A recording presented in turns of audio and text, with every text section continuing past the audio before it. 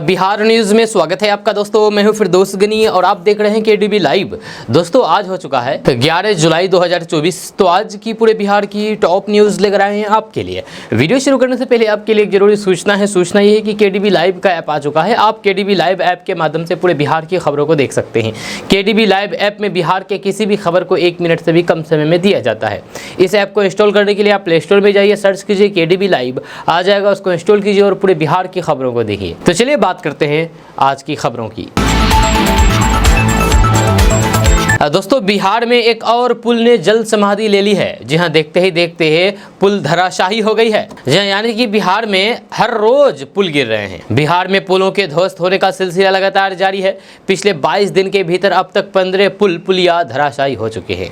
लगातार पुलों के गिरने को लेकर के विपक्ष डबल इंजन सरकार पर हमलावार है। दरअसल सहरसा के महसी प्रखंड के अंतर्गत कुंदह पंचायत स्थित प्राणपुर NH 17 से बलिया सिमर जाने वाली सड़क में बना पुल ध्वस्त हो गया। जैसे कि आप अपने मोबाइल स्क्रीन पर वीडियो देख रहे हैं। वीडियो में साफ साफ दिख रहा है कि कैसे पुल ध्वस्त हो रहा है और कैसे ये पुल जल समाधि ले ली है। जानकारी के मुताबिक बिहार सरकार में जेडीयू कोटे से मंत्री रत्नेश सदा के गृह पंचायत में ग्रामीण कार्य विभाग द्वारा करीब 5 साल पहले ये पुल बनाया गया था। पुल के गिरने की एक वीडियो सोशल मीडिया पर तेजी से वायरल हो रहा है, जो कि आप अपने मोबाइल स्क्रीन पर वीडियो देख रहे हैं। वायरल वीडियो में साफ तौर पर देखा जा सकता है कि कैसे देखते ही देखते पुल ने जल समाधि ले ली है। ग्रामीणों ने पुल के निर्माण में भ्रष्टाचार के आरोप लगाए हैं। 5 साल में ही पुल के टूटने पर सवाल उठ रहे हैं। दोस्तों बिहार के मुख्यमंत्री नीतीश कुमार के एक कार्यक्रम में इंजीनियर के हाथ जोड़ने और फिर पैर छूने की कोशिश किए जाने पर विपक्ष के नेता तेजस्वी यादव ने जोरदार निशाना साधा है। दरअसल बात यह है कि मुख्यमंत्री नीतीश कुमार एक कार्यक्रम में इंजीनियर के पैर छूने के लिए अपने सीट से खड़ा हो गए। जी हाँ, आपको बता दूं कि एक कार्यक्रम में नीतीश कुमार बैठे हुए थे। जैसे ही नीतीश कुमार की इंजीनियर पर नजर पड़ी तो नीतीश कुमार अपने चेयर से खड़ा होकर के कहने लगे कि मैं आपका पैर पकड़ता हूँ, मैं आपका पैर कहाँ लाइए, मैं आपका पैर पकड़ता हूँ, जल्द से जल्द आप इस काम को करवा दीजिए। नीतीश कुमार ने फिर बात को दोहराते हुए कहा कि कहां है आपका पैर, लाइए हम आपका पैर पकड़ते हैं। अब इसको लेकर के बिहार में राजनीति तेज हो चुकी है। जब आपको बता दें कि विपक्ष के नेता तेजस्वी यादव ने इस मामले पर जोरदार निशाना साधा है। राजद नेता तेजस्वी यादव ने कहा कि पूरे विश्व में इतना असहाय, अशक्त, अमान्य, अक्षम, विवश, बेबस, लाचार और मजबूर कोई मुख्यमंत्री नहीं होगा जो वीडियो एसडीओ थानेदार से लेकर के वरीय अधिकारियों और फिर यहाँ तक कि संवेदक के निजी कर्मचारी के सामने बात बात पर हाथ जोड़ने और पैर पकड़ने की बात करते हो। उन्होंने कहा कि बिहार में बढ़ते अपराध, बेलगाम भ्रष्टाचार, पलायन एवं प्रशासनिक अराजकता का मुख्य कारण यह है कि एक कर्मचारी एक मुख्यमंत्री नीतीश कुमार की नहीं सुनते हैं। क्यों नहीं सुनता है और क्यों नहीं आदेशों का पालन करता है, ये विचारणीय विषय है। हालांकि इसमें कर्मचारी और फिर अधिकारियों का अधिक दोष नहीं है। एक कर्मचारी बेबस मुख्यमंत्री के साथ कारण बिहार में होना वही है जो चंद सेवारत और सेवानिवृत्त अधिकारियों ने ठाना है, क्योंकि अधिकारी भी जानते हैं कि ये 43 सीट वाले तीसरे नंबर की पार्टी के मुख्यमंत्री है। जय तेजस्वी यादव ने कहा है कि जब शासन में एक बाल खत्म हो जाए और शासक में आत्मविश्वास ना रहे तब उसे सिद्धांत और फिर जमीन और विचार किनारे रख करके ऊपर से लेकर के नीचे तक बात बात पर ऐसे ही पैर पकड़ना पड़ता है। हमें कुर्सी की नहीं बल्कि बिहार और फिर 14 करोड़ बिहार वासियों के वर्तमान और भविष्य की चिंता है।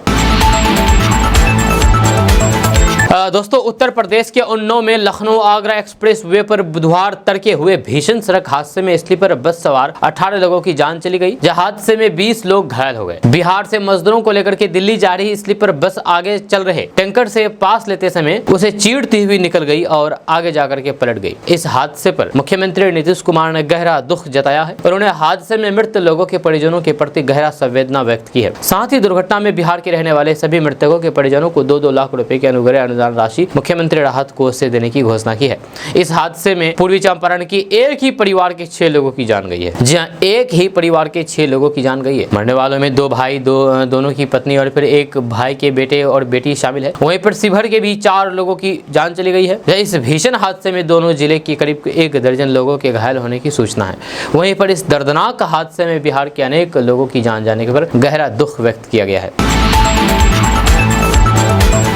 दोस्तों बिहार में कुदरत का कहर लगातार जारी है। बिहार में वज्रपात से लोगों के जान जाने का सिलसिला थम नहीं रहा है। आकाशीय बिजली की चपेट में आकर के रोजाना लोगों की जान जारी है। जहां आपको बता दूं कि कल भी आधा दर्जन से अधिक लोगों की जान वज्रपात की चपेट में आकर के गई है। जहां सबसे अधिक भोजपुर जिले में मंगलवार को तेज बारिश के साथ विभिन्न जगहों पर ठनका गिरने से लड़की सहित 4 लोगों की जान चली गई। गया में भी अलग अलग 2 घटनाएं घटी है, जबकि रोहतास जिले के चैनानी और फिर करगहर में वज्रपात से 2 लोगों की जान गई है। जब मंगलवार को भोजपुर में वज्रपात से लड़की समेत 4 लोगों की जान गई है। यानी कि यूं कहें कि बिहार में लगभग डेली आकाश से बिजली गिरने की वजह से और सड़क हादसे की वजह से जान जा रही है। और ये दोनों ऐसी आपदा है जिसको टालना बड़ा ही मुश्किल है।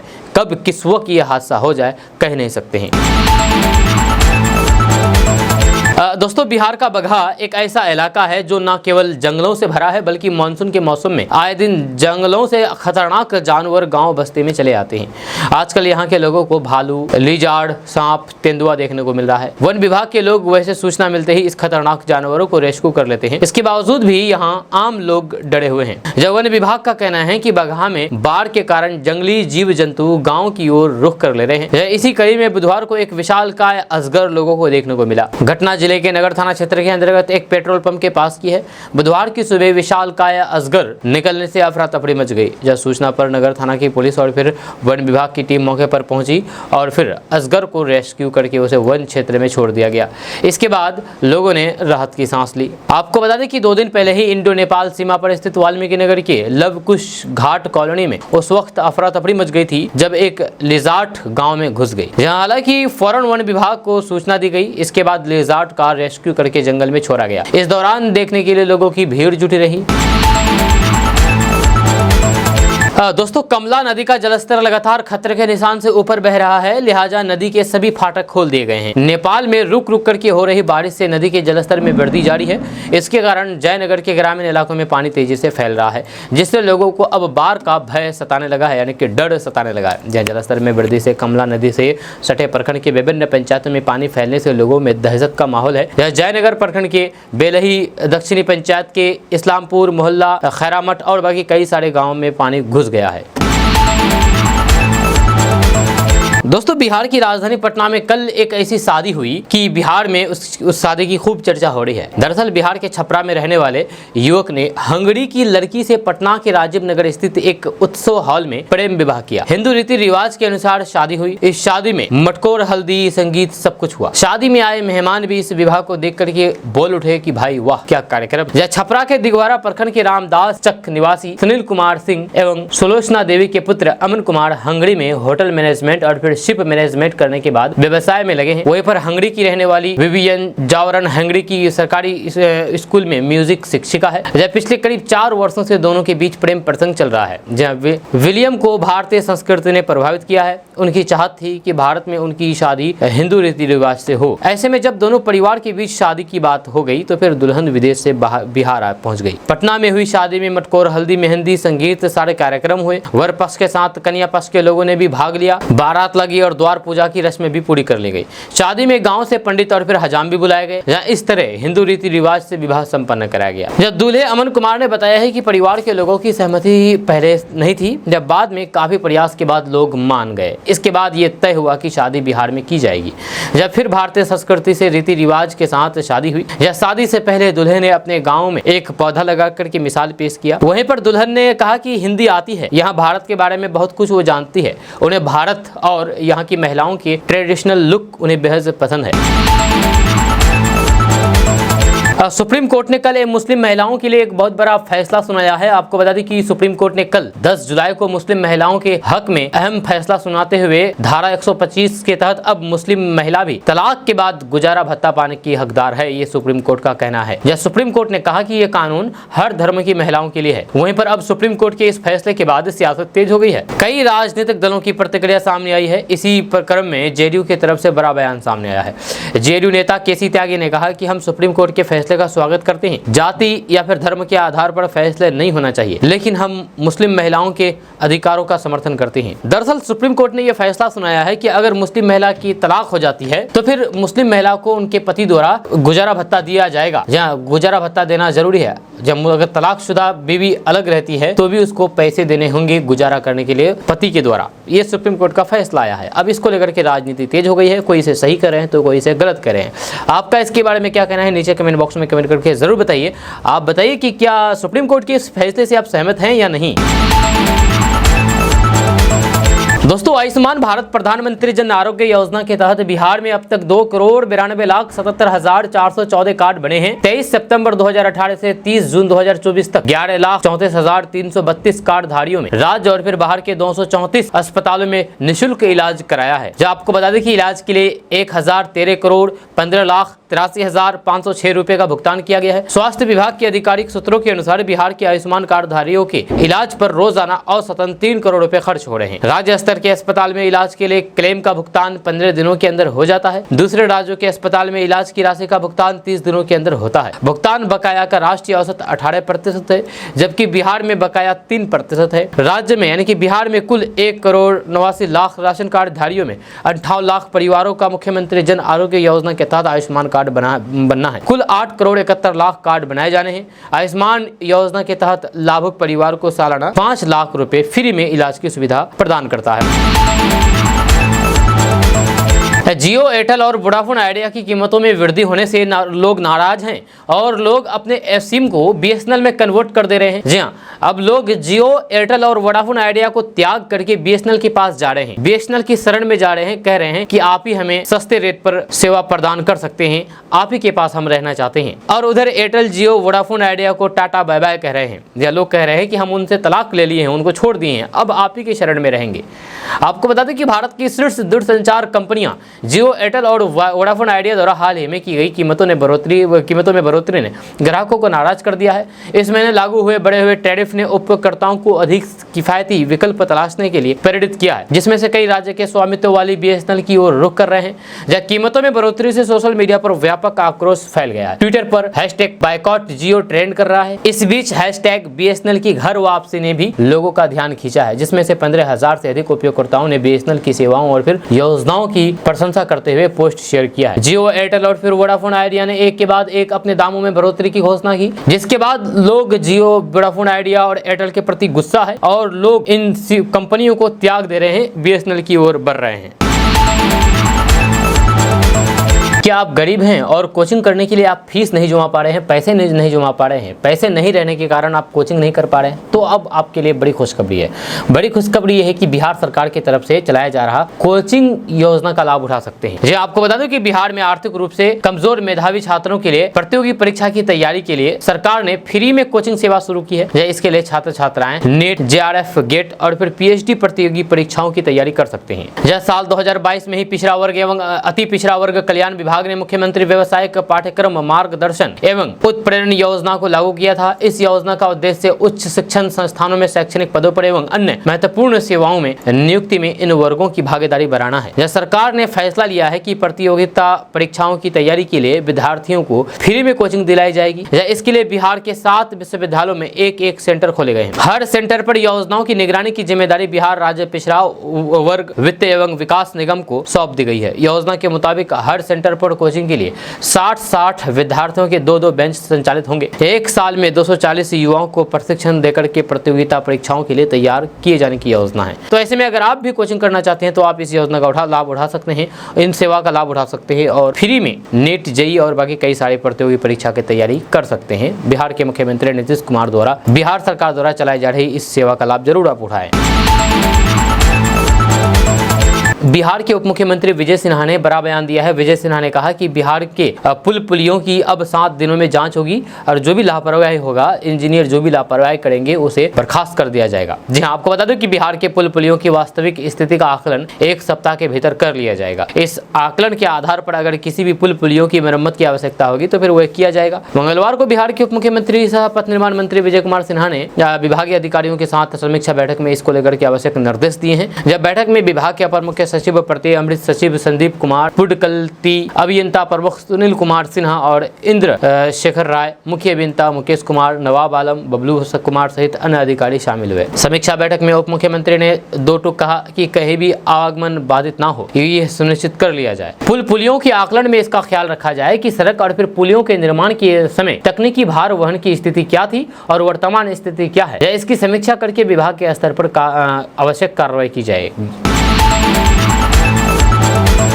दोस्तों, बिहार में बारिश के बाद वज्रपात का कहर टूट पड़ा है। आपको बता दूं कि 3 जिलों में 8 लोगों ने जान गंवा दी है। जी हां, आपको बता दूं कि वर्षा के दौरान वज्रपात से 3 जिलों में 8 लोगों की जान चली गई है और 8 लोग झुलस गए हैं। इनमें रोहतास में 2, भोजपुर में 4 और गया में 2 शामिल है। इनमें अधिकतर लोग खेत में रोपनी एवं बधार में मवेशी चरा रहे थे। रोहतास के करगहर प्रखंड क्षेत्र के धनेज गाँव में 45 वर्षीय राजकुमार शाह एवं नटवार थाना क्षेत्र की करौंदी गांव के बधार में रोपनी कर रही 19 वर्षीय सजनी कुमारी की जान चली गई। वहीं पर चेनारी थाना क्षेत्र में कई जगहों पर वज्रपात की चपेट में आकर के 6 लोग गंभीर रूप से झुलस गए, जिनकी हालात चिंताजनक है। जगदीशपुर और फिर तराड़ी में 4 लोगों की जान गई है, जबकि 2 लोग झुलस गए हैं। बिहार के गया में बिहार का सबसे बड़ा औद्योगिक क्षेत्र का विस्तार होगा। आपको बता दें कि बिहार में निवेशकों के लिए अच्छी खबर है कि केंद्र सरकार के राष्ट्रीय औद्योगिक गलियारा विकास और फिर कार्यान्वयन ट्रस्ट के न्यासी बोर्ड ने गया में एकीकृत विनिर्माण क्लस्टर के लिए परियोजना को समर्थन दे दी है। इस परियोजना में 1350 करोड़ से अधिक के निवेश की संभावना है। खास बात यह होगी कि 1670 एकड़ क्षेत्रफल के साथ ये राज्य का सबसे बड़ा औद्योगिक क्षेत्र होगा। उद्योग विभाग के अपर मुख्य सचिव संदीप पौंड्रिक ने इसकी आधिकारिक तौर पर पुष्टि की है। उन्होंने इसके समर्थन के संबंध में अपने औपचारिक एक्स हैंडल पर बात की है। आपको बता दूं कि यह परियोजना अमृतसर कोलकाता औद्योगिक कॉरिडोर के दायरे में है। जब बिहार में एकीकृत विनिर्माण क्लस्टर के विकास के लिए राज्य सरकार ने गया जिले के शेरघाटी उप विभाग के अंतर्गत डोबी ब्लॉक में जमीन चिन्हित की गई है। क्लस्टर की स्थापना से हजारों लोगों को प्रत्यक्ष तौर पर रोजगार हासिल होगा, जब बिहार में बड़े निवेश आने की संभावना बनेगी। जानकारी के मुताबिक ये क्लस्टर केंद्र के सहयोग से विकसित किया जाएगा। बिहार के सियासी गलियारों में एक सवाल है जो कि काफी तैर रही है। सवाल यह है कि नीतीश कुमार के बाद जेडीयू का बागडोर कौन संभालेगा, यानी कि नीतीश कुमार का उत्तराधिकारी कौन बनेगा। ये सवाल अभी बिहार के सियासी गलियारों में चल रहा है। आपको बता दें कि बिहार के मुख्यमंत्री और जनता दल यूनाइटेड यानी कि जदयू के मुखिया नीतीश कुमार का देश की राजनीति में अलग ही ओहदा है। जब बिहार के पूर्व मुख्यमंत्री लालू प्रसाद यादव और नीतीश कुमार की राजनीति के मैदान में एंट्री लगभग साथ में हुई थी। जब अब दोनों को देखें तो फिर जो अंतर दिखता है वो ये है कि लालू की राजनीति का उत्तराधिकारी सबके सामने है, जबकि नीतीश कुमार के पीछे इस भूमिका में अभी तक कोई भी नहीं दिखा है। लेकिन अब चर्चा है कि सुशासन बाबू के नाम से मशहूर नीतीश कुमार ने भी अपने राजनीतिक उत्तराधिकारी को खोज लिया है। दरअसल लालू के विपरीत नीतीश कुमार ने अपने परिवार को राजनीति से ही दूर रखा है। जब बीच में यह खबर भी आई थी कि नीतीश कुमार अपने बेटे निशांत कुमार को राजनीति में ला सकते हैं, लेकिन ये अफवाही साबित हुई। हालांकि अब चर्चा है कि नीतीश कुमार अपने उत्तराधिकारी की तलाश पूरी कर ली है। आपको जानकर हैरानी होगी कि नीतीश कुमार की राजनीति का उत्तराधिकारी उनका बेटा या फिर कोई परिजन नहीं, बल्कि उनके गृह जिले का ही रहने वाला शख्स है। सबसे अहम जानकारी जो सामने आई है वह यह है कि नीतीश की जाति का ही यानी कि कुर्मी है। आइए आपको इसके बारे में बताते हैं कि आखिर वो है कौन वो महाशय जो कि नीतीश कुमार के जगह पर बैठेंगे। आपको बता दें कि नीतीश के उत्तराधिकारी के रूप में जिस शख्स के नाम की चर्चा चल रही है वो ओडिशा कैडर के IAS अधिकारी मनीष वर्मा है, जो 2 दिन पहले जेडीयू में शामिल हुए। प्रतिनियुक्त पर बिहार आए वर्मा पटना के जिलाधिकारी भी रहे हैं। प्रतिनियुक्त समापन होने पर उन्होंने VRS ले लिया था। कहा जाता है कि ऐसा उन्होंने नीतीश कुमार के कहने पर ही लिया था। इसके बाद नीतीश कुमार ने उन्हें राज्य आपदा प्रबंधन प्राधिकरण का मेंबर बना दिया था। जेडीयू में मनीष वर्मा को अहम भूमिका मिलने की चर्चा तब से चल रही है जब नीतीश कुमार ने राष्ट्रीय राजधानी दिल्ली में पार्टी की राष्ट्रीय कार्यकारिणी की बैठक बुलाई थी। आपको बता दें कि उपेंद्र कुशवाहा के इस्तीफे के बाद से जेडीयू के संसदीय बोर्ड के चेयरमैन का पद खाली पड़ा है। जानकारों का कहना है कि मनीष वर्मा जल्द ही जदयू के चेयरमैन या फिर महासचिव की भूमिका में नजर आ सकते हैं।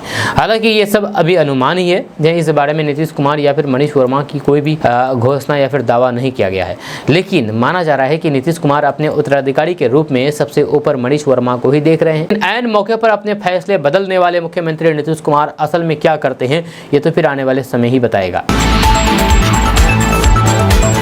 बिहार वासियों के लिए बड़ी खबर और अच्छी खबर सामने आई है कि बिहार के हर एक पंचायतों में खेल क्लब का गठन किया जाएगा। जी हां, आपको बता दूं कि बिहार के सभी पंचायतों में खेल क्लब के गठन को लेकर के पाटलिपुत्र पटना स्पोर्ट कॉम्प्लेक्स में 13 जुलाई को बैठक होगी। जब बिहार राज्य खेल प्राधिकरण के महानिदेशक रविंद्र शंकरन ने कहा कि हाल ही बिहार सरकार ने बिहार के सभी पंचायतों में खेल क्लब स्थापित करने की योजना को स्वीकृति दे दी है। उन्होंने बताया है कि बिहार की 8,353 पंचायतों में खेल क्लब के गठन को लेकर के बैठक में चर्चा होगी। उन्होंने बताया है कि जिन पंचायतों में खेल क्लब है उनका रजिस्ट्रेशन किया जाएगा, जहां खेल क्लब नहीं है वहां क्लब का गठन किया जाएगा। बैठक में बिहार के सभी खेल संगठनों को बुलाया गया है। बैठक में सभी खेल संगठनों के पदाधिकारियों से क्लब गठन को लेकर के सुझाव मांगे जाएंगे। इसमें खेल मंत्री सुरेंद्र महतो भी शामिल रहेंगे। तेजस्वी यादव ने फिर से एक बार टॉ वाली राजनीति शुरू कर दी है, टॉ वाली बात कर दी है। टॉ मतलब हम आपको बता रहे हैं कि आखिर इसका मतलब है क्या। आपको बता दें कि नीतीश कुमार नौकरी दें सटासट यही बोलता है टॉ, नहीं तो हो जाएंगे सपाचट। ये बात मंगलवार को नेता प्रतिपक्ष तेजस्वी यादव ने रुपौली विधानसभा उपचुनाव के एक चुनावी सभा में कही है। उन्होंने भवानीपुर में चुनावी सभा को संबोधित किया। हालांकि रुपौली में चुनाव भी खत्म हो चुकी है, वोटिंग कल हो चुकी है। उससे 2 दिन पहले ही नीतीश कुमार तेजस्वी यादव ने ये बातें कही थी। इस मौके पर उनके साथ वीआईपी सुप्रीमो मुकेश सहनी भी थे। जब अपने संबोधन में तेजस्वी यादव ने कहा कि बीमा भारती और उनके परिवार को सरकार लगातार प्रताड़ित कर रही है। उन्होंने केंद्र सरकार पर भी हमला बोला और फिर कहा कि ये बहुत ही जल्द गिर जाएगी, यानी कि नीति से केंद्र सरकार गिर जाएगी, मोदी प्रधानमंत्री से हट जाएंगे। उन्होंने बीमा भारती को जिताने की भी अपील की है। नेता प्रतिपक्ष तेजस्वी यादव ने कहा कि बीमा भारती के बेटे और पति को फर्जी केस में फंसाया गया है। उन्होंने कहा कि जब वो डिप्टी सीएम बने तो फिर केवल 17 महीने में ही 5 लाख नौकरियां दी, जाति जनगणना कराई, आरक्षण का सीमा बढ़ाया, 75% आरक्षण को भाजपा ने रुकवा दिया। उन्होंने कहा कि नीतीश जी बीजेपी के बदौलत ही सीएम बने हैं और मोदी नीतीश जी के बदौलत ही पीएम बने हैं। नेता प्रतिपक्ष तेजस्वी यादव ने कहा कि जल्द ही केंद्र सरकार गिरने वाली है। आपका इसके बारे में क्या कहना है कि सच में क्या केंद्र सरकार जल्द गिर जाएगी? नीचे कमेंट बॉक्स में कमेंट करके जरूर बताइएगा। दोस्तों, बिहार में बारिश को लेकर के अपडेट सामने आई है कि बिहार में मानसून की हुई बारिश के थमने के बाद 2 दिनों से तापमान में बढ़ोतरी हुई है। आपको बता दें कि आज भी बिहार के 10 जिलों में बारिश की संभावना है। इसे लेकर के मौसम विभाग की तरफ से अलर्ट जारी कर दिया गया है। मौसम विभाग ने गोपालगंज, सिवान, सहरसा, मधेपुरा, दरभंगा, मधुबनी, सुपौल, अररिया, पूर्णिया, सुपौल और किशनगंज जिले के कुछ हिस्सों में बारिश की संभावना जताई है। जब बारिश के दौरान मेघ गर्जन और फिर वज्रपात को लेकर भी मौसम विभाग की तरफ से अलर्ट जारी कर दिया गया है। मौसम विभाग ने लोगों को बारिश के दौरान सावधानी बरतने की सलाह दी है। यह मौसम विभाग ने बारिश के दौरान लोगों को सचेत रहने की भी निर्देश दिए हैं और आपदा प्रबंधन विभाग की तरफ से जारी निर्देश का पालन करने की भी अपील की गई है।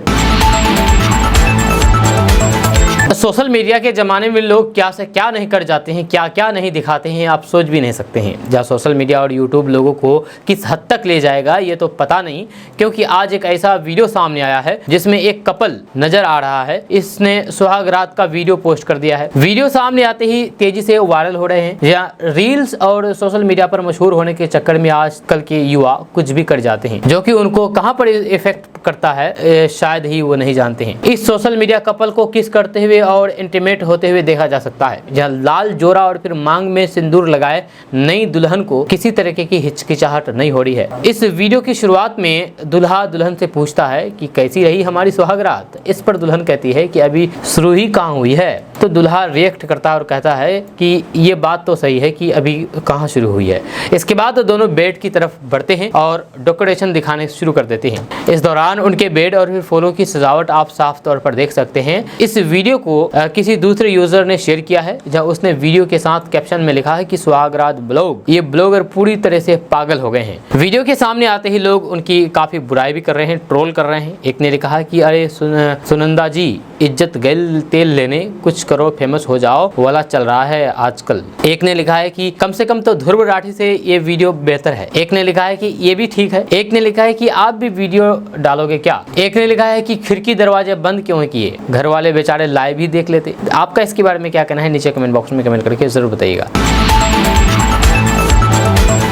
अगर आप बिजली विभाग में, बिहार के बिजली विभाग में नौकरी करना चाहते हैं तो आपके लिए अच्छी खबर है और खुशखबरी वाली खबर है कि बिहार के बिजली विभाग में 10वीं से ग्रेजुएट तक के लिए बम्पर वैकेंसी निकली है, जहां आप भी इसमें अप्लाई कर सकते हैं, जो कि 50,000 वैकेंसी निकली है। जी हाँ, बिहार में सरकारी नौकरी की तलाश कर रहे युवाओं के लिए ये काम की खबर है। बिहार के बिजली विभाग में नौकरी पाने का शानदार मौका है। Bihar state power holding company limited यानी PHCL में कई पदों पर भर्तियां जारी है। ये कंपनी बिहार सरकार के अंतर्गत आती है। जारी नोटिफिकेशन के अनुसार कुल 2610 खाली पदों पर भर्तियां होने हैं। ऐसे में जो उम्मीदवार इस वैकेंसी के लिए अब तक आवेदन नहीं कर पाए हैं वे जल्द से जल्द आवेदन कर लें, क्योंकि एप्लीकेशन फॉर्म भरने की आखिरी तारीख बीतने वाली है। आवेदन प्रक्रिया शुरू होने की तारीख 20 जून 2024 है, जो कि अभी भी चल रहा है। आवेदन करने की आखिरी तारीख 19 जुलाई 2024 है। एप्लीकेशन फीस जमा करने की तारीख 19 जुलाई 2024 है। आप PHCL की आधिकारिक वेबसाइट पर जाकर के इसमें अप्लाई कर सकते हैं और इसका वेबसाइट है phcl.co.in। बिहार के मुख्यमंत्री नीतीश कुमार मंगलवार को बख्तियारपुर की अलग अलग जगहों पर चलाई जा रही योजनाओं का निरीक्षण किया। इस दौरान मुख्यमंत्री नीतीश कुमार ने कहा कि अधिकारियों से कहा कि निर्माण कार्य समय पर और पूरी गुणवत्ता के साथ पूरा कराएं, यह काम में तेजी लाएं। सीएम नीतीश कुमार ने सबसे पहले बख्तियारपुर प्रखंड के घनसूरपुर में स्थित गंगा चैनल के प्रस्तावित लिंक का निरीक्षण किया। यह घनसूरपुर से सीरी घाट होते हुए रामनगर तक गंगा नदी की धारा को घाट से लिंक करने की योजना पर काम चल रहा है। जल संसाधन विभाग अपर मुख्य सचिव चैतन्य प्रसाद ने मुख्यमंत्री नीतीश कुमार को बताया है कि घनसूरपुर में पुराने चैनल को मुख्य धारा से जोड़ा जाएगा। घनसूरपुर से सीरी घाट होते हुए रामनगर तक कराए जाने वाले जीर्णोद्धार तथा सुरक्षात्मक कार्यों, पौधारोपण, पार्क निर्माण आदि के संबंध में भी उन्होंने मुख्यमंत्री नीतीश कुमार को जानकारी दी है। मुख्यमंत्री नीतीश कुमार ने बख्तियारपुर सीरी घाट के पास गंगा घाट एवं पाथवे का निरीक्षण किया। साथ ही मुख्यमंत्री नीतीश कुमार ने कहा कि यहाँ मेरा बचपन बीता है, मैं इसी घाट पर स्नान करने आता था बचपन में। इस घाट पर लोग धार्मिक कार्य करते रहे हैं। इसका सौंदर्यीकरण और फिर निर्माण कार्य बेहतर ढंग से करें ताकि यहाँ आने वाले लोगों को सुविधा हो। दोस्तों, बिहार की प्रमुख नदियों में कुछ स्थानों को छोड़ करके उसके जलस्तर में गिरावट दर्ज की जा रही है। जब गंडक, बागमती, कोसी और फिर महानंदा नदियों के जलस्तर में कुछ स्थानों पर कम होने और फिर कुछ स्थानों पर बढ़ने के संकेत है। केंद्रीय जल आयोग द्वारा जारी रिपोर्ट में बताया गया है कि मुजफ्फरपुर जिले के रेवा घाट में गंडक नदी का जलस्तर खतरे के निशान से 16 सेंटीमीटर नीचे थे कल, जिसमें आज 27 सेंटीमीटर वृद्धि होने की संभावना है। इसी प्रकार से घाघरा नदी का जलस्तर दरौली में खतरे के निशान से 102 सेंटीमीटर नीचे थे। इसके जलस्तर में आज 50 सेंटीमीटर वृद्धि होने की संभावना है। गोपालगंज जिले में डुमरिया घाट में गंडक नदी का जलस्तर खतरे के निशान से 116 सेंटीमीटर ऊपर था, जिसमें आज 18 सेंटीमीटर की कमी होने की संभावना है। मुजफ्फरपुर जिले के बेनीबाद में बागमती का जलस्तर खतरे के निशान से 81 सेंटीमीटर ऊपर था, जिसमें आज 49 सेंटीमीटर की कमी होने की संभावना है। खगड़िया जिला का बलतारा में कोसी नदी का जलस्तर 81 सेंटीमीटर ऊपर था, जिसमें आज कोई भी परिवर्तन होने की संभावना नहीं है। वहीं पर किशनगंज जिले के तैयबपुर में महानंदा नदी का जलस्तर खतरे के निशान से 85 सेंटीमीटर नीचे थी, जिसमें आज 105 सेंटीमीटर की वृद्धि होने की संभावना है। पूर्णिया जिले के टेंगरा घाट में महानंदा नदी का जलस्तर खतरे के निशान से 110 सेंटीमीटर ऊपर था, जिसमें आज 50 सेंटीमीटर कम होने की संभावना है। कटिहार जिले के झावा में महानंदा नदी का जलस्तर खतरे के निशान से 32 सेंटीमीटर ऊपर था, जिसमें आज 12 सेंटीमीटर कमी होने की संभावना है। अररिया में परमान नदी का जलस्तर खतरे के निशान से 43 सेंटीमीटर ऊपर था, जिसमें आज 22 सेंटीमीटर वृद्धि होने की संभावना है। भागलपुर में गंगा और कोसी का जलस्तर बढ़ रहा है। या गंगा और कोसी नदी के जलस्तर में वृद्धि होने का सिलसिला लगातार जारी है। बिहार के रुपौली में विधानसभा उपचुनाव का वोटिंग समाप्त हो चुका है। वोटिंग कल हो चुका है। आपको बता दूं कि वोटिंग के बाद उपचुनाव की वोटिंग के बाद आरजेडी प्रत्याशी बीमा भारती ने प्रशासन पर गंभीर आरोप लगाया है। जब अपने सोशल मीडिया हैंडल पर वीडियो पोस्ट करते हुए बीमा भारती ने लिखा कि बूथ पर प्रशासन कैसे परेशान कर रहा है, जब मेरे बूथ एजेंट के साथ मारपीट किया गया, प्रशासन बिका हुआ है। आरजेडी प्रत्याशी बीमा भारती सीएम नीतीश कुमार पर आरोप लगाते हुए कहा कि रुपौली से जेडीयू की हार देखकर के नीतीश कुमार के प्रशासन और गुंडे हमारे कार्यकर्ताओं को रोक रहे हैं। बूथ एजेंट पर लाठी चलवाई गई। आरजेडी के लोगों को वोट नहीं करने दिया जा रहा है। यही नीतीश कुमार का राज है, जहां हमारे वोटर को मारा जा रहा है। वोट देने का सबको अधिकार है, ये लोकतंत्र है। जहां उनको हार का संकेत मिल गया है, इसलिए ऐसा करवा रहे हैं। इससे पहले निर्दलीय प्रत्याशी शंकर सिंह और फिर उनकी पत्नी ने भी आरोप लगाया था कि पुलिस ने वोटरों के साथ मारपीट की है। बताया जाता है कि शंकर सिंह की पत्नी प्रतिमा सिंह को चोटें आई है, जब प्रतिमा सिंह ने पुलिस प्रशासन पर मनमानी का भी आरोप लगाया है और इसके विरोध में जनता के साथ धरना पर बैठ गई थी।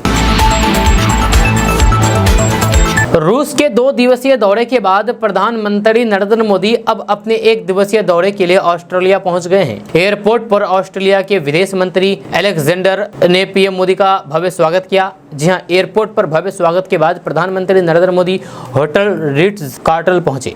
वहां पर ऑस्ट्रेलियाई कलाकारों ने उनका स्वागत करते हुए वंदे मातरम गाया। पीएम मोदी के सामने वंदे मातरम गाने वाले कलाकारों ने अपना अनुभव शेयर किया है। उन्होंने इसे एक अभूतपूर्व अनुभव और फिर एक बड़ा सम्मान बताया है। पीएम मोदी ने भी इस प्रदर्शन का वीडियो शेयर किया जब पीएम मोदी के सामने वंदे मातरम गाने वाले ऑस्ट्रेलियाई कलाकार इब्राहिम ने इस खास मौके पर अनुभव शेयर किया है। उन्होंने कहा कि पिछले कुछ दिनों से ऑर्केस्ट्रा इस प्रदर्शन की तैयारी कर रहा था। यह ऑस्ट्रेलिया और ऑर्केस्ट्रा के लिए सम्मान की बात है। जब मीडिया से बात करते हुए इब्राहिम ने कहा कि एक अभूतपूर्व अनुभव और हमारे देश के लिए एक बड़ा सम्मान था। मैंने काफी तैयारी की है। जब पिछले कुछ दिनों से हम ऑर्केस्ट्रा के साथ तैयारी कर रहे थे, जब घर पर भी दरअसल मुझे अपना सर्वश्रेष्ठ देना था। ये ऑस्ट्रेलिया के लिए, हमारे लिए और फिर ऑर्केस्ट्रा के लिए बड़ा अवसर था। पीएम मोदी के साथ बातचीत पर उन्होंने कहा कि ये अद्भुत था। आप देख सकते हैं कि उन्हें वास्तव में लोगों की फिक्र है। मैंने उस भावनाओं को महसूस किया है। दोस्तों, बिहार में जदयू एक बार फिर से बिहार को विशेष राज्य की दर्जा की मांग कर दी है। आपको बता दूं कि ये मांग कोई और नहीं बल्कि बिहार सरकार के मंत्री ने कहा है। जहां आपको बता दूं कि बिहार सरकार के मंत्री विजय कुमार चौधरी ने ये मांग की है एक कार्यक्रम के दौरान प्रेस कॉन्फ्रेंस की, जिसमें उन्होंने कहा कि हम लोग विशेष राज्य का दर्जा चाहते हैं, लेकिन कोई दिक्कत है तो फिर हम लोगों को विशेष पैकेज की मांग करते हैं, यानी कि विशेष सहायता की मांग करते हैं। विशेष राज्य नहीं सही, लेकिन विशेष सहायता तो मिलनी चाहिए। बिहार भाग्यशाली प्रदेश नहीं है। जब उन्होंने ये भी कहा कि सीमित संसाधनों के बावजूद भी सीएम नीतीश कुमार ने पूरे देश को बता दिया है कि हमारे संसाधन कम है, लेकिन तरक्की की रफ्तार में किसी विकसित प्रदेश से भी कम नहीं है। जब मंत्री विजय कुमार चौधरी ने आगे कहा है कि हम इस देश के किसी प्रदेश के मुकाबले अच्छी गति से तरक्की कर रहे हैं, लेकिन फिर भी गरीब बने हुए हैं, इसलिए बिहार को विशेष राज्य का दर्जा या फिर विशेष पैकेज की आवश्यकता है। हम लोग को आशा है कि जरूरत पर विचार होगा। दोस्तों, रुपौली विधानसभा उपचुनाव में कल 52.75% मतदान हुआ है। अब 13 जुलाई को मतगणना का काम होगा। 11 उम्मीदवारों की किस्मत ईवीएम में कैद हो गई है, जिसमें से 10 पुरुष उम्मीदवार हैं तो फिर एक महिला है जो कि बीमा भारती है। जहाँ रुपौली उपचुनाव में कुल 11 उम्मीदवार किस्मत आजमा रहे हैं। आपको बता दें कि बीमा भारती के इस्तीफे देने के बाद रुपौली विधानसभा सीट खाली हुई थी। लोकसभा चुनाव लड़ने के लिए बीमा भारती ने विधायक पद से इस्तीफा दे दिया था और जेडीयू छोड़ करके आरजेडी में शामिल हो गई थी। पूर्णिया से आरजेडी के टिकट पर बीमा भारती ने चुनाव लड़ा, लेकिन उन्हें हार का सामना करना पड़ा था। अब मोतिहारी में गरीबों के हक पर डीलर डाका डाल रहे हैं। राशन वितरण में गड़बड़ी को लेकर के ग्रामीणों ने डीलर के खिलाफ जमकर के विरोध प्रदर्शन किया और हंगामा मचाया। एएमओ का घेराव करके ग्रामीणों ने जमकर के बवाल काटा है। जब मोतिहारी के सुगोली प्रखंड के करमवा के डीलर पर राशन बांटने में गड़बड़ी का आरोप लगा है। ग्रामीणों की शिकायत पर मौके पर पहुंचे एएमओ गौरव कुमार को जहां पर ग्रामीणों ने घेर लिया, वहीं पर क्षेत्र के राशन डीलर के खिलाफ विरोध प्रदर्शन किया और फिर जमकर के हंगामा मचाया है। दोस्तों, सहरसा जिला मुख्यालय और फिर एसटीएफ की संयुक्त कार्रवाई में बड़ी सफलता हाथ लगी है। पुलिस ने तनिष्क सहित शहर के 2 ज्वेलरी शॉप में डकैती होने से बचा लिया है। जब समय रहते हुए पुलिस ने 4 अपराधियों को दबोच लिया है। इनके पास से हथियार और फिर कारतूस भी बरामद किया गया है। जब बताया जाता है कि पुलिस को गुप्त सूचना मिली थी कि सहरसा का कुख्यात अपराधी और फिर शराब कारोबारी गोविंद सिंह चर्चित अंतर्राष्ट्रीय सोना लुटेरा गिरोह का सरगना विकास झा, समस्तीपुर का मोस्ट वांटेड एवं इनाम अपराधी मनीष कुमार उर्फ मनिया एवं उसके कई साथियों के साथ मिलकर के सहरसा में बड़े ज्वेलरी शॉप को लूटने वाले हैं। गोविंद सिंह अपने लग्जरी कार से तनिष्क शोरूम के पास रेकी कर रहा है। यदि अभी पकड़ा गया तो फिर बड़े लूट की वारदात को टाल दिया जा सकता है। इस सूचना के बाद पुलिस ने त्वरित कार्रवाई की है। पटना को डबल इंजन की सरकार की बड़ी सौगात मिली है। आपको बता दूं कि सीएम नीतीश कुमार ने मरीन ड्राइव के तीसरे फेज का लोकार्पण किया है। जहां आपको बता दें कि राजधानी पटना के लोगों को बिहार की डबल इंजन सरकार ने बड़ी सौगात दी है। जब पटना के मरीन ड्राइव के तीसरे फेज का सीएम नीतीश कुमार ने लोकार्पण किया है। इस मौके पर बिहार विधानसभा के स्पीकर नंद किशोर यादव, बिहार के दोनों डिप्टी सीएम सम्राट चौधरी और विजय कुमार सिन्हा के साथ साथ पटना साहिब सांसद रविशंकर प्रसाद भी मौजूद रहे। दरअसल मुंबई के मरीन ड्राइव की तरह ही पटना के मरीन ड्राइव को विकसित किया जा रहा है। साल 2022 में सीएम नीतीश कुमार ने पहले चरण में दीघा से पीएमसीएच तक मरीन ड्राइव का लोकार्पण किया था, जबकि दूसरे चरण में 1 साल बाद 2023 में पीएमसीएच से गायघाट तक इसका विस्तार किया गया था और अब गायघाट से कंगन घाट तक का निर्माण कार्य पूरा कर लिया गया है। गंगा नदी के किनारे विकसित किए गए मरीन ड्राइव पथ में दीघा से गायघाट तक 12.5 किलोमीटर सड़क परिचालन हो रहा है, जहाँ तीसरे चरण में गायघाट से कंगन घाट तक जोड़ लिया जाए तो फिर अब दीघा से कंगन घाट के बीच करीब 17 किलोमीटर जेपी गंगा पथ बनकर के तैयार हो गया है, जिसका सीएम नीतीश कुमार बुधवार को लोकार्पण किया। यह लोकार्पण के बाद अब सोनपुर और फिर हाजीपुर की तरफ से आने वाले लोग काफ़ी कम समय में दीघा की तरफ से आसानी से पटना सिटी तक जा सकेंगे। बिहार के कई जिलों में बाढ़ से हाहाकार मचा हुआ है। ताज़ा रिपोर्ट्स के मुताबिक नेपाल में हो रही लगातार बारिश में गंडक, कोसी, बागमती, कमला बलान समेत कई नदियां उफान पर है, जिससे बिहार के कई जिलों में बाढ़ जैसी हालात उत्पन्न हो गई है। जब खबर के अनुसार भागलपुर में कोसी के कटाव में 9 से ज़्यादा घर पानी में समा चुके हैं। वहीं पर कई गाँव के लोगों को घर छोड़ करके जाना पड़ रहा है। गोपालगंज में वाल्मीकि नगर बराज से छोड़े गए पानी से 6 प्रखंडों में 43 पंचायतों के 22 गाँव में पानी फैल गया है और फिर लोग प्लान कर रहे हैं। वहीं पर बिहार के बगहा में गांव तक बाढ़ का पानी घुस चुका है, जबकि गंडक नदी में अचानक आई बाढ़ से पश्चिमी चंपारण जिले के 300 से ज्यादा परिवार बाढ़ के पानी में फंस गए हैं और कई गांवों के लोगों को बाढ़ से भारी परेशानी का सामना करना पड़ रहा है। इसके अलावा पटना में गंगा घाटों पर भी जलस्तर में तेजी से वृद्धि हो रही है। साथ ही साथ बिहार के कई जिलों में गंगा नदी का जलस्तर बढ़ रहा है। मौसम विभाग के अनुसार अगले कुछ दिनों तक बिहार में भी भारी बारिश होने की संभावना है। छतरपुर एसपी ऑफिस में एक चौंका देने वाला मामला सामने आया है। यहाँ पर एक पति पुलिस से गुहार लगा रही है कि साहब हमको बचा लो, मेरी पत्नी की 5 पति है और सभी को किसी न किसी चीज में फंसाया है, मुझे भी जान से मार देना चाहता है, मुझे भी फंसा देना चाहता है, इसलिए मुझे बचा लो। जी आपको बता दूं कि छतरपुर एसपी ऑफिस में एक अनोखा मामला सामने आया है। एक व्यक्ति ने अपनी पत्नी से बचाने की गुहार लगाई है। उसने शिकायत पत्र में आरोप लगाते हुए कहा कि मेरी पत्नी के कई पति है, 5 पति है, जिन्हें वह किसी न किसी मामले में फंसा करके रख चुके हैं। जी हाँ, फंसा चुकी है। ये चौंकाने वाला मामला छतरपुर का है। फुलचंद कुशवाहा नामक व्यक्ति पुलिस अधीक्षक को यानी कि एसपी को शिकायती आवेदन देने पहुंचा था। जब उसकी बातें सुनकर के पुलिस वाले तक चौंक गए। उसने बताया है कि 2011 में विनीता उर्फ ब्रजेश उर्फ सलमा से शादी हुई थी, जब उसने मुझे अपनी प्रेम जाल में फंसा लिया था। कई बातें मुझे विवाह के बाद पता चली। ये भी पता चला है कि विनीता ब्यूटी पार्लर चलाती है। इस व्यवसाय की आड़ में कई लोगों से उनके संबंध है। जब उसका विरोध किया तो फिर मेरी पत्नी ने सिविल लाइन थाना में मेरी झूठी रिपोर्ट दर्ज करा दी। जब पति ने बताया है कि मेरी पत्नी विनीता उर्फ ब्रजेश और सलमा साल 2000 में रामवीर तोमर से विवाह किया था। रामवीर तोमर की धन संपत्ति हड़प करके फिर साल 2006 में मेरी पत्नी ने अपना नाम और धर्म परिवर्तन करके सलमा रख लिया और भूरे खान नाम के व्यक्ति से निकाह कर लिया। भूरे खान की संपत्ति भी हड़पने के बाद मेरी पत्नी फिर से विनीता सिंह बन गई और 2008 में अजय खरगा निवासी टिकमगढ़ से फिर से हिंदू बनकर के निकाह कर लिया। उसके बाद इनकी भी संपत्ति हड़प ली और इसको किसी मामले में फंसा दिया। फिर इसी बीच 2009 में छतरपुर निवासी जगदीश प्रसाद सिंह से उसने शादी कर ली और इसकी भी संपत्ति हड़प ली। फिर इसको किसी मामले में फंसा करके जेल भिजवा दिया। उसके बाद 2011 में मुझसे शादी की। फुलचंद ने बताया है कि उसकी पत्नी अपने प्रेमियों से जान से मार देने और फिर थाने में झूठी रिपोर्ट लिखवाने की धमकी दे रहे हैं, जिस पर एडिशनल एसपी ने बताया है कि आवेदन मिला है, इसकी जाँच की जा रही है।